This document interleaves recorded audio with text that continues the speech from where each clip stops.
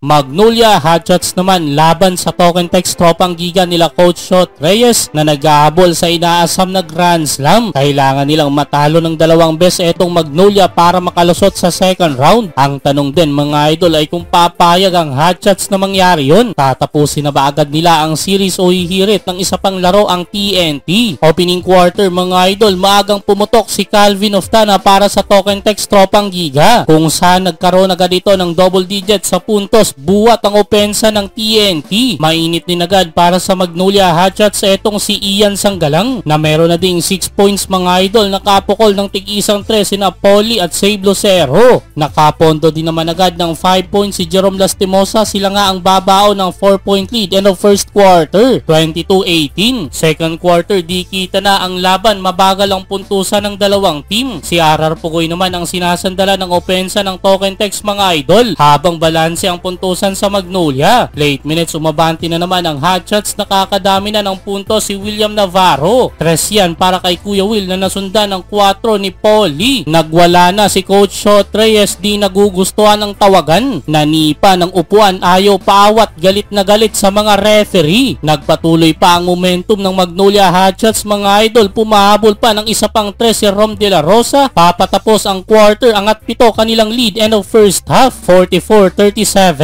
Leading scorer ang 10 points ni Sanggalang, 9 points ni Lee, 7 ni Navarro at 6 points ni Lastimosa. Kalaban ng 10 points ni Oftana, 8 ni Pugoy, 6 ni Heading at 4 points ni Kelly Williams. Entering third quarter, biglang namagana, double digit lamang ng Magnolia. After ng kanilang 6-0 start, Rom De La Rosa pumukol sa 4, 50-37 pero bilis ng bawi ng Token Text tropang giga sa kanilang 8-0 run. 3 para kay RR Pugoy, 50-45. Well, nagkakapalitan lang ng run mga idol sa tuwing dumidikit ang TNT. Doon naman umaabante ang Magnolia. Na playground foul, penalty 1 pa si Calvin Oftana nang gawin ito kay William Navarro. Sapul na sapul sa ulo mga idol. Well, nagka-momentum ulit ang Token Text sa dulo, nakapahabol ng layup si RR Pugoy para ibaba 4 kanilang inahabol. May pa-trash talk si Brandon Ganuelas Roser, inangasan si Save Lucero. 65-61 end of third quarter. Fourth quarter, dumikit na ang laban. Mainit pa rin si RR Pugoy, tinirahan sa 3 si Rafi Ribis. 69-68 under 8 minutes. Mas naging intense pa ang laban sa dulo mga idol kung saan nagkapalitan na ng lamang. 2 minutes umabante 5 ang Token Text. Step up ang dalawang big man, back to back 3-pointer mula kina BGR at Kelly Williams. 86-81. Umangat pa yan sa 7 pero bilis na naitablayan ng Magnolia Hotshots mga idol.